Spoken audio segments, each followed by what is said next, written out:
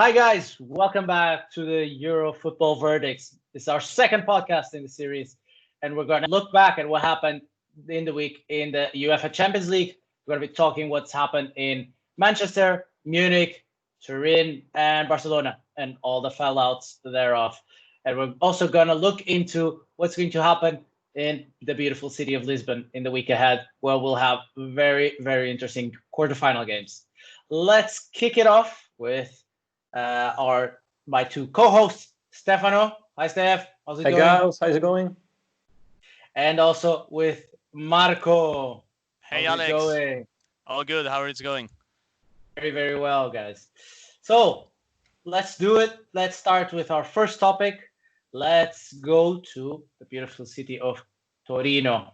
Oh, So what happened there, Marco? It was a very interesting that's game, probably right? the hottest topic at the moment Yeah. that we have out of the Champions League. Juventus was coming from 1-0 loss in Lyon and was ready to get it back in Turin. Everyone was really expecting a comeback. It's not a surprise that also last week we have all put our odds on Juventus making it through. However, despite a very good game by Ronaldo, I must say, probably one of the best game he had with Juventus, and a lot of goodwill from a couple of players. We didn't really see the Juventus many were expecting. The result was a 2-1, so still a win, but due to home away goals, they didn't make it through really. So there's gonna be Lyon going to Lisbon in the upcoming weeks. It's a big unexpected loss for Ronaldo. You could see it even on the pitch being quite frustrated. He really felt how he was carrying the team throughout the game. And there was a big decision at the end of the game. Sarri is gonna leave Juventus, and it's the second time in a row really that Juventus is sucking a manager that won the league. That really show how little importance has the league for a team such as Juventus right now, in the sense that it's expected from Juventus to win the league. It's not really an accomplishment no more. And how on the other hand Juventus is getting to the point where Champions League, it's really something they cannot get out of their head. It's quite an interesting situation. Many other teams have been there. Not sure if any of you want to make a parallel with other teams that have gone through these scenarios. I think we need to do a parallel is very important about what's happening in Juventus team and with this podcast. I mean, clearly we can see that the Italians rely on the Portuguese to deliver. They do none of the work, and they're always relying on the Portuguese guy to deliver. I mean, it doesn't work every time, guys. It's not. I smell some bias, Alex. I smell some bias. Just I a don't know. little bit. Yeah. But I would like to be slightly aggressive on this point. Meaning, like Marco, you said that against Lyon we did not see actual Juventus. But my question is, with Sarri on the bench, did we ever see actual Juventus, or did we not? Absolutely not. Fully agree with you. Or rather, we never saw the Sarri Juventus. Yeah. Let me put it this way. So this season they have been consistently mediocre. Every single game was the same play style. Very slow passes, and eventually one of the wingers or Dybala just coming, or Ronaldo really coming out with some amazing goal.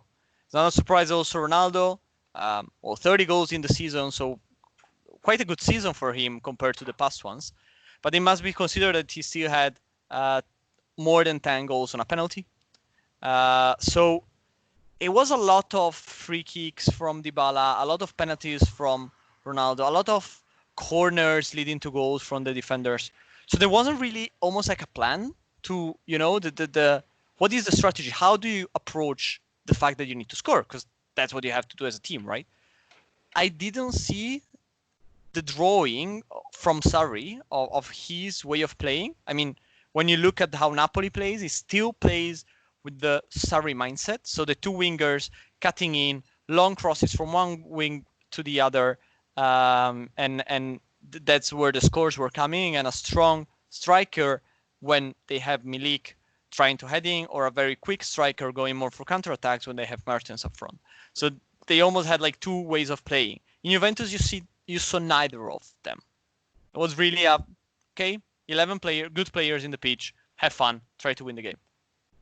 I think that was the big problem, and also when you read what basically the president said and the director, what they said after the game was there wasn't really a game that made the decision that Sarri was leaving, and there were many rumors already that basically without a Champions League win, because you can't really fire a manager that won your Champions League, right? Sarri would have been out. He didn't find the support from the team, didn't find the support from the management. His idea didn't come through, which is quite hard. Yeah. My question for this is the Paratici, the sporting director of Juventus, said that he was already going to get fired. The decision was made prior to the game. Precisely. No matter what. And now I start second guessing on one fault what happened to Sarri, Okay, first thing is, let's exchange Pjanic and Arthur. And when you see that Arthur is actually, not because of the same nationality, but it's very linked to what Jorginho was at Napoli. Yes. The way to a 6 going to an 8, way of holding the ball, having a soft pace, being physically not a big guy, but being physically robust. So my question in this is, how much is this decision actually, a pondered one where they actually thought about this, or it's just a rash decision, which they started planning with Sarri for next season, getting a player that could fit his model perfectly, at least the model he used at Chelsea and Napoli. And now, what? They're going to scrape it? Yeah, that's a very good point. I think there was the hope that maybe the COVID situation would have allowed Sarri to have a little bit more time with the players. And we saw many new managers coming in Serie A from, let's say, before COVID to after COVID, really have the time to set up the team. Pioli is one of them, for instance. That break that he had to just get the team together really helped. I guess there was a little bit of hope that, or still, let's say, backing of Sarri at that moment, which is of course what you as a management hope, because if you see your manager not being supported by the management, also as a player, I don't think you support him no more. So when Sarri, if Sarri were to say Ronaldo run until support a wing back, Ronaldo would be like, nope. I mean, you're not gonna be here. Why should I do something like that? So it's not also the best environment to get your message across if you see no support. So I guess Juve on that point did well, quote unquote, supporting the manager up to the very last moment when there was already, however, the fans and the media and probably also the player going against him. I mean, a couple of players have also liked the post on Instagram of Juventus sacking Sarri. So not the thank you Sarri post, but the Sarri is no longer a manager of Juventus, which means that there were frictions in the dressing room for sure. Yeah, that's another very good point. So I'm wondering what went wrong with Sarri, because I think Juventus management and supporters as well had very high expectations about Sarri, considering what he's been doing in the past. But we never saw Sarri's Juventus. So why? Is it just a question of timing? Maybe Sarri didn't get as much time as he should have got, but or are there more structural differences which prevented Sarri from doing his sprint to Juventus? What happened? These are just my 2 cents, right? But I think that the way Sarri plays really need certain players. They have bought good players, but they haven't bought Sarri players. When I watch a game of Juventus, to be honest, these days I'm very disappointed by the midfield. I think the midfield is extremely mediocre. Rabiot is underperforming. Ramsey is okayish, but is not special. Khedira hasn't basically played this whole season because he's too old and too injury prone. Matuidi is not the player they used to be. He was a player with huge lungs running from the first moment to the last one. He's getting old. He cannot do that anymore. So doesn't have this quality. Bentancur is a good player potentially, but he's still quite young. So it's not a player you would necessarily have in your midfield if you're planning to win the Champions League. It's a good, let's say, first substitute. But then again, the only one who really had the quality is Pjanic. Pjanic, as a player, started playing way more forward and was slowly gotten back to the central midfield and now almost in front of the defense to do almost the Pirlo. But he's a different kind of player. He loves to try risky balls, to cut through the defense and so on. Sarri really likes the easy touch. So he wants someone in front of the defense, always there, always free, to get the ball and give it somewhere else. So the Jorginho role, basically. Precisely. Jorginho was a player that he strongly wanted in Napoli, that he created around his way of playing. And it's no surprise that Sarri brought Jorginho to Chelsea and that now Jorginho was the top priority in the buying list or the demands that Sarri had for Juventus. That's the player he loved, and that's the kind of player he has worked very well in the past. Yeah, like I feel that in the last 10 years, the best midfield for Juventus was probably the Pirlo, Pogba, and Vidal midfield. But since then, it just got worse and worse and worse. And maybe this year it was just the worst they had in the last 10 years. Guys, I still wanted your opinion on something I'm really, really torn about, which is the appointment of Andrea Pirlo as manager of Juventus. Honestly, I understand it is a nice trend, the whole situation with, promoting an old glory to the manager's bench. But the guy's been a manager for what, 7 days, maybe 8 and a half max. And, the guy has no managing experience. Yes, okay, he knows about the locker room and stuff, but he's going to manage, his old colleagues. Some of them, like Buffon, are even older than him. What kind of decision is this for you guys? Does it make any sense, or is it I'm just the only one who's baffled by this? It's Juventus. It's not Empoli. Yes, or AC Milan.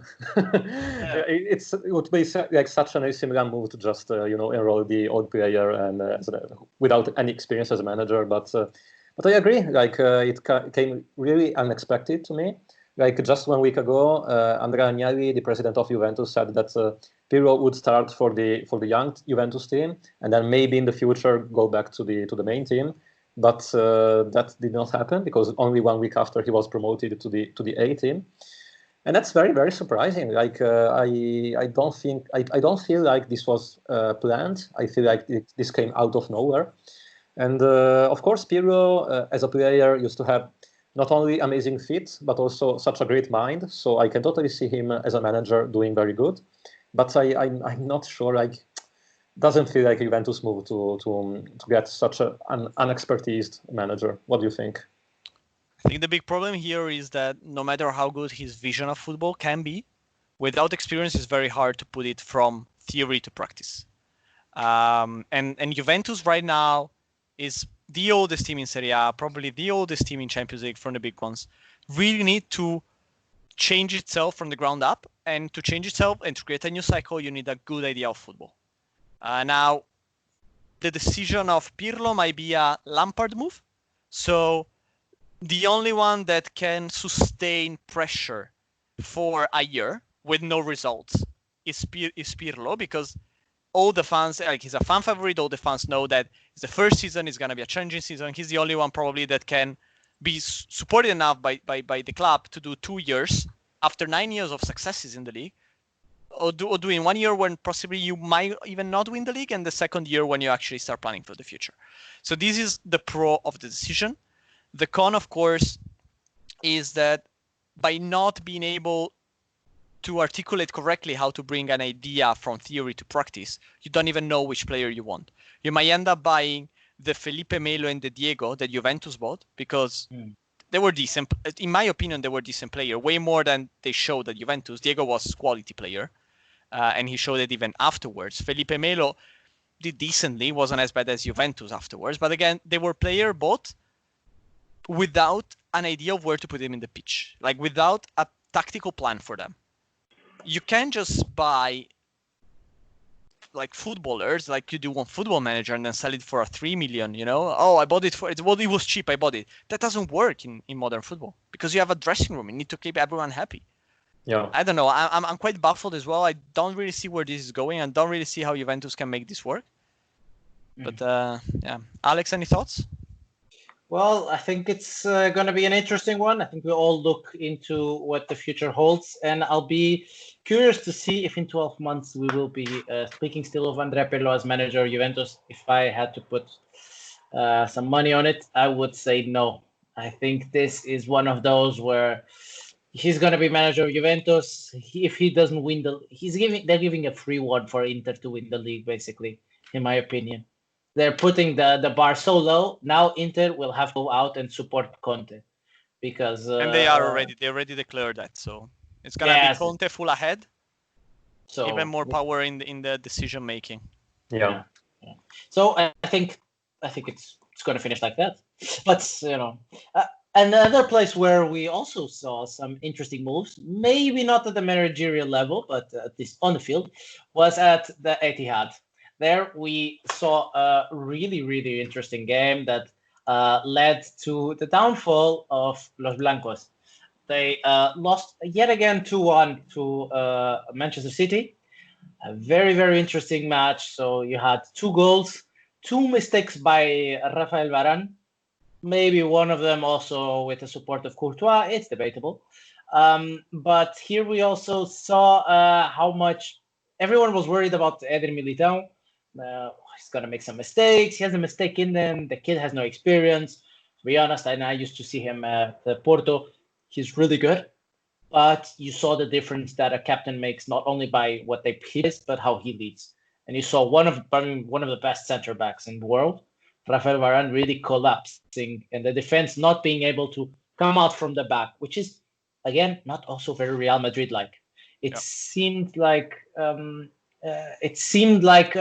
couple of years ago when Guardiola went to Bayern, the year after they won the league, the Champions League. He went there after as Heinkes' successor, and they tried to. They had a semi-final against Real Madrid in the Allianz Arena, and the Guardiola wanted to play his way, and the players said, "No, we know how to win against them. We won last year. Trust us. We can do this." And it was the only mistake Guardiola assumed that he made as a manager, was to change his whole philosophy to stop playing how he wanted and thinking about how he could win. And they lost 4-0 at home. So I thought when I looked at the game, from the pressure on, that City set, the way Real Madrid wanted to build from the back, which they normally don't do, it was a really, really, really bad decision. And yeah, guys, what are your opinions on this? Firstly, on how the game went, and fair, unfair. How did City play? How did Real Madrid play? Yeah, I saw very hungry City, to be honest. I really saw, of course, 2 very good teams, so it's not that easy, to overpower the other. But I saw in many occasions, City players really running for the ball, really doing the pressure, really going the extra mile, trying to do things. When there was no space, calm, De Bruyne going on the wing, Sterling going on the other side. I really saw a team. I must say, I didn't see a good team in Real Madrid. There were many individuals, but Hazard was completely lost in the wing, doing nothing, just a couple of dribbles.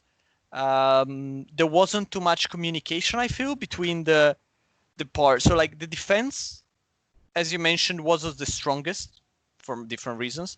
But then from the defense to the striker and from midfield to the strikers, I didn't see as much communication as I would expect, given what is the play style of Real Madrid. Mm-hmm. There was something off, and might be just psychology, might be indeed, as you mentioned, a couple of key players missing. Of course, Sergio Ramos is extremely important in just motivating the team, to go ahead and put the effort. While on the other hand, I saw 11 players where I must say no one was outshining the others in City, which is what you really want, like very humble team, I must say. Full quality, like that's no doubts given, but also quite humble, which is also, I think, a good sign for Guardiola's and City's ambitions of possibly winning this Champions League. Yeah, first of all, I would say that I'm slightly disappointed because I got this prediction wrong last week. But I was pretty sure that Real Madrid would win. I pondered all the factors and believed that they would make it, but they did not put quite the match as I thought they would. Especially Rafael Varane was very, very disappointing because your point, Marco, is correct. Of course, they missed Sergio Ramos, and that was very big for them. But still, it's Zidane managing Rafael Varane. I was expecting a way more solid performance by him. And so, yeah, Real Madrid is out, which leads me to think, what about the man behind my back? Can we say that both Real Madrid and Ronaldo lost a little bit after their divorce a couple of years ago? Because they were winning so much together, and when they left each other, they just couldn't do it anymore, it feels like. Yeah, I think not every time divorce is for the better, I guess, in this case, Yeah. None of them really won with that divorce. Now you already saw the press, starting to make then let's, why didn't they remarry? Let's go back home, That's clearly not going to happen. If you see along in the last 3 seasons of Real Madrid, on average, Real Madrid has had a deficit per season on average of 50 million in terms of transfers. So, which is, let's be honest, it's very low. If you say that between ins and outs, they lose 50 million in the last 3 seasons on average each season. So 150 million.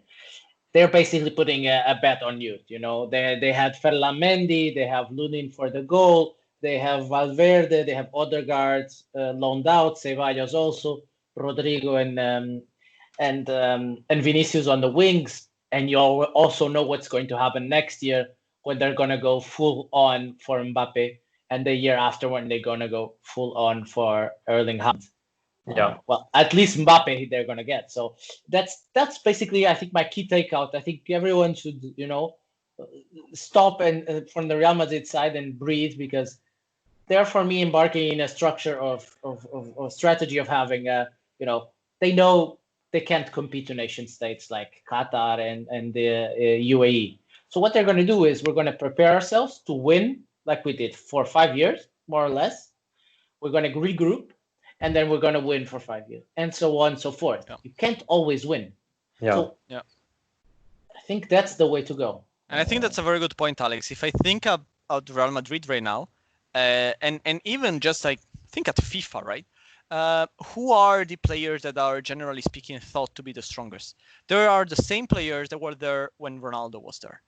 However, many of these players are not at their peak of performance or a peak of the age or whatever. Bale is not the Bale we used to have when there was when it was peak performance, just going the whole wing, and maybe we never had the Tottenham Bale at Real Madrid either, right? But that's another pair of hands. But Bale was very strong. Modric is quite old as well.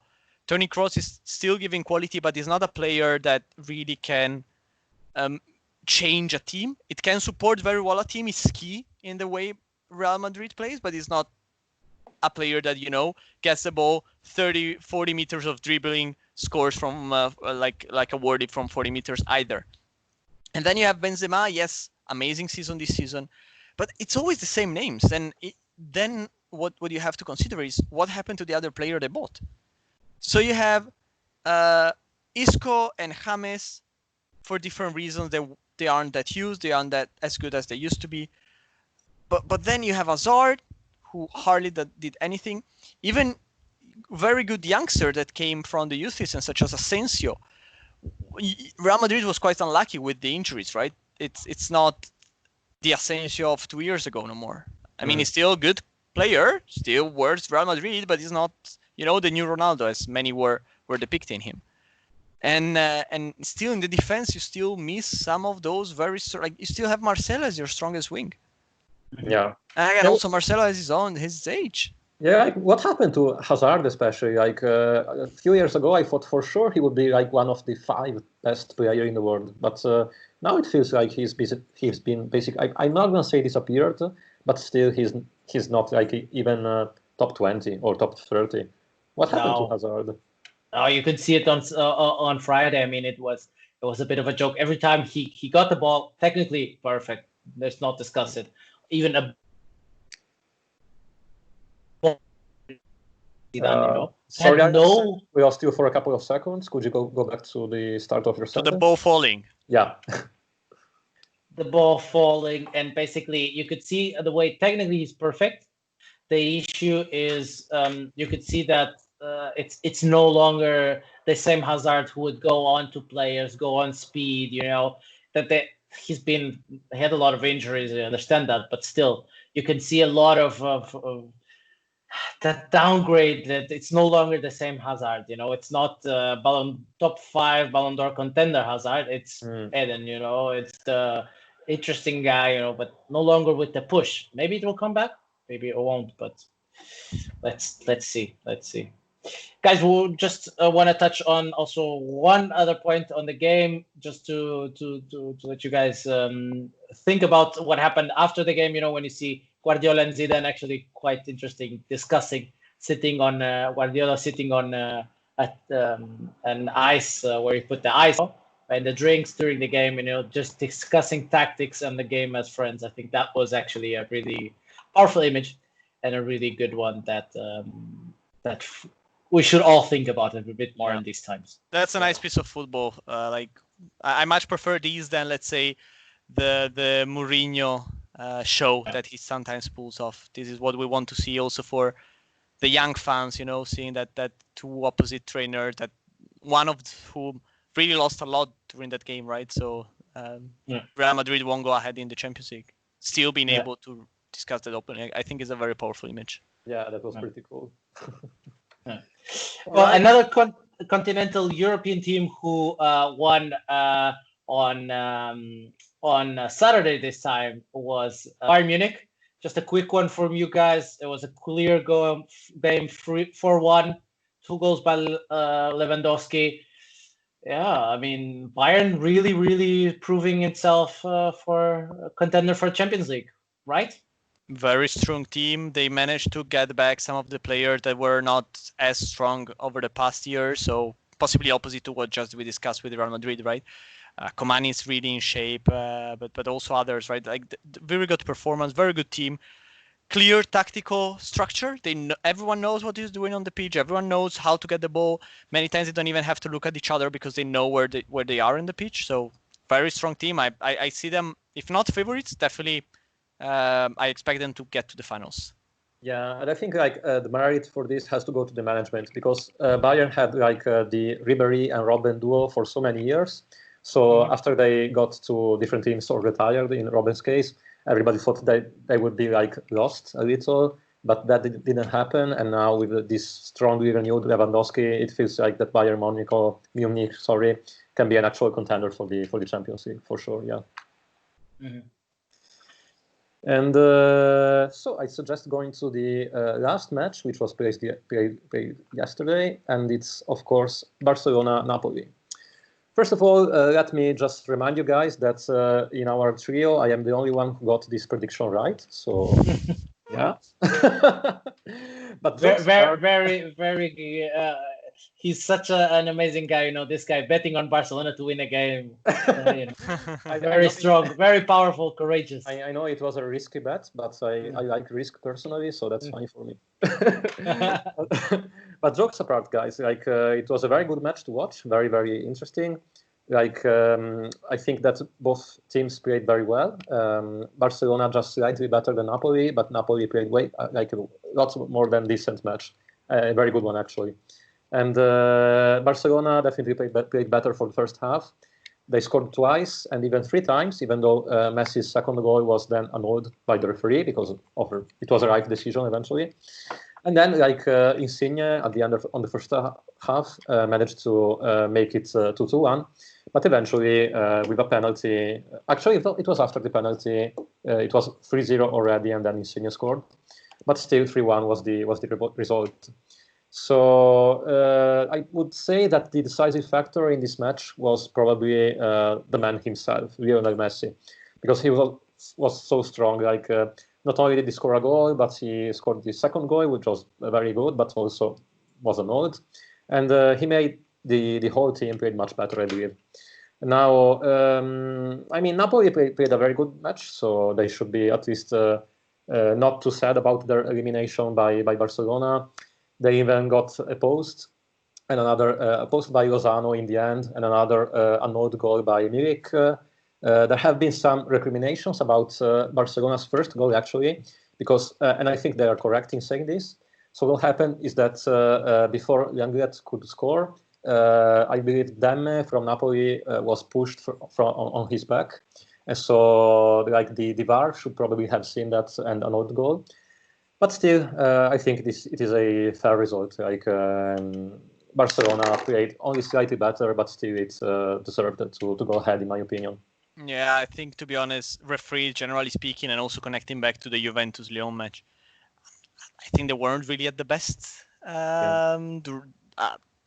Juve-Lyon was definitely the worst. Like the most important factor of the game was the referee. But also, indeed, also Napoli has the rights to claim that they were at least put in a disadvantageous position. And we were also discussing how important it was the first goal, right, mentally for Barcelona.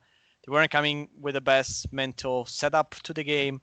That might really be a factor like that unlocked the quality of the team. However, I must say, yeah, the difference in quality of the individuals was huge. Napoli did the game they had to do, staying back, playing counterattacks, trying to find, how can I say, places when and how and to shoot at goal and try to get the goal. They weren't lucky, of course, as you mentioned, one offside goal, one post, but still, I think it just proven that Barcelona is stronger than we possibly thought. It's not just meant like the quality of the player is huge. So even if mentally they're not in the best situation, they're still a very strong team, and they can beat any other team in the Champions League if they go with the right mindset. Yeah, so like Messi did a very good match, and would that put into silence the rumors that we have been hearing in the past few days about his possible transfer to Inter Milan, or is that still a concrete possibility? What do you think? Well, I mean, he bought a house in Milan, Who would buy a house in Milan without moving to Milan? That's a good point. I mean, let's be honest here. The guy has the dual citizenship. The dad has also Italian citizenship. So we all know that also there are some fiscal incentives. If you move to Italy, you're a millionaire. There are some interesting position that stopped in Spain after the Beckham law was abolished. So let's be honest here. I think it's a fiscal play, no longer, nothing else. So yeah, I think there is no history here. It's just a purchase of a house. So what's with projecting the image of Messi in the dome of Milan? What was that? Like, did you see it? Oh no, I did not see that. Yeah, that made so many supporters actually dream about Messi, but I don't know. Like, I don't even know who did it. So, these rumors exist, but don't seem to be too founded, at least for the moment. But to be honest, I'm not even sure if Conte would like Messi. I mean, yeah, it's Messi. Don't get me wrong, but he's not the best player for his tactical style. I mean, I can think many other way how to invest 120 millions in 3 years just of wages. Yeah. Just to support Conte's way of playing. Yeah. Now it's Messi, so marketing, amazing. It's the team is China own team, so they need very famous player to carry out the brand. They're doing a very good job in increasing the sales of merchandise, etc. Very good growth in that regard. So would make absolute sense the same way Ronaldo made sense for Juventus. But then if I have to think of the tactical style, Messi can change team, yes, but in my opinion, is not the best for how Conte plays. Yeah, good point. Yeah. Now, very, very, very good point. Very, very interesting result in Barcelona. Now that we've all closed the chapter on our last 16, we know that Barcelona, alongside Bayern Munich, Manchester City, and finally also Lyon are going to go to the beautiful city of Lisbon We're gonna get very, very interesting games of the quarterfinals. We're gonna get one each day this week. So yeah, I think we all have something to do every day.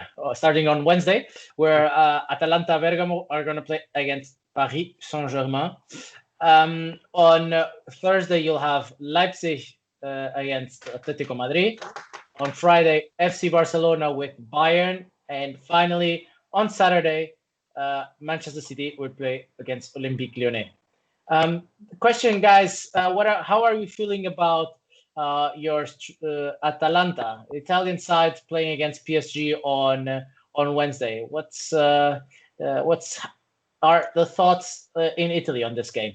I'm too much of a visionary. I think with everything that happened with COVID, that happened in Bergamo, which was one of the most affected city. We not sure if everyone in Europe, but definitely the Italians will always remember the long line of military trucks filled with body of people that have deceased due to COVID. I think it would be a very nice story to tell. So I'm gonna root as much as I can for Atalanta to win this game. It's not an easy game. PSG is a great team, way more quality than Atalanta. But Atalanta is coming with a decent form, very good form after COVID, slightly worse over the past couple of weeks. Hopefully these 10 days help them to get back in shape. While on the other hand, you have PSG coming with no Mbappé, no Verratti. We'll see. Interesting team. Still like this, they can cover without big problems, both players. They have the length in the bench to cover those, which Atalanta, for instance, doesn't really have. But if there's a year when Atalanta can win this game and there's a moment with the momentum they have at the moment, it's now. So yeah, like I don't know, 1 year ago I would have said that Atalanta could not stand a chance against Paris Saint-Germain, but now I feel like they not only they can, but I would even say that my verdict is that Atalanta will make it. So I would bet on that. Mm-hmm. Mm-hmm. Even without Ilicic? Even without Ilicic, yes. Okay. Malinowski has been playing very well in the last few games, so maybe he'll be able to take Ilicic's role and keep rocking. Yeah. No, I think we all agree that the Bergamaschi winning this Champions League would be an amazing feat, and we would all be happy given what they went through. And let's be honest, I mean, it's the first time and probably the only time we'll have one-off games for quarters and semifinals. So it will clearly benefit the smaller teams, because you don't have a second land to make up for your mistakes. My heart says Atalanta, and to be honest, my head says PSG is gonna take this one. What say you guys? I go with my heart. Same as me. Very, very well. Heart wins for our Italian stallions over there. On Thursday, we'll have Rasenballsport Leipzig. Let's continue to say it like this so we don't have any issues. Against Atletico Madrid. If I'm not mistaken, this game is actually going to take place at the Estadio de Alvalade. So what's going to happen there? Are we going to see the Red Bulls crushing Atleti's hopes, or does Simeone has anything in his back pocket to counter this? To be honest, I'm team RB here, Leipzig. Mm-hmm. This year, Simeone didn't manage to put the best show of his team. Probably coming from a long cycle again, going through the restructure. There are a couple of new players coming in the team this year, and alongside the past couple of years, couple of youngsters. So the whole, the backbone that had the various Saul and so on in Atletico Madrid is no longer the backbone, and they're looking for the future. They're working for the future. But it's a work in progress. So I think Leipzig is at the peak of the current cycle, which will allow them to get to most likely a prosperous future.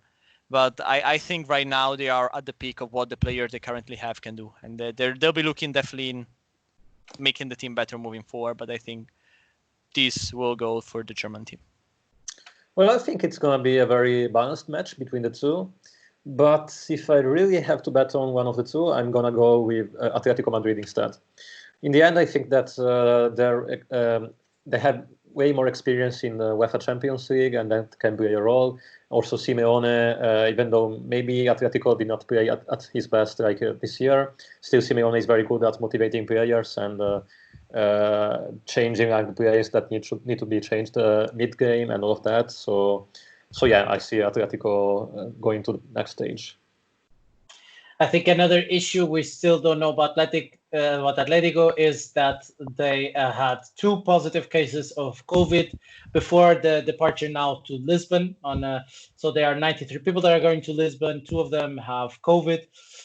Let's see if anyone is impacted on this. It will have any impact on the performance. Yes. I see that. There's a problem with the microphone, Alex. Yeah, unfortunately. No, it's very metallic. Yeah, robot voice confirmed. Try now, maybe? Hi, guys. Yes. Okay, now it's definitely better. Basically, what I was saying is, despite this situation, honestly, Nagelsmann, it's an amazing tactician. Not that Simeone is not, but from what I have been seeing of Red Bull, of Rasenbach, but Leipzig, they're just tremendous. And I think I'm in the Leipzig camp in this case with you, Marco. I think they're gonna go through. And for game number 3, and for probably the most interesting game we're gonna have, the Bayern game against Barcelona. What can we expect of that game? I hope many goals. It's the game every football fan is expecting, is looking for. I think there is gonna be everyone in front of the television, anyone who likes football.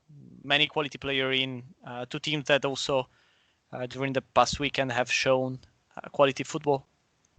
I hope there's gonna be a 4-3, and not sure if that's gonna be the case, but I from the performance they pulled off this weekend, I see Bayern as a favorite. Mm-hmm.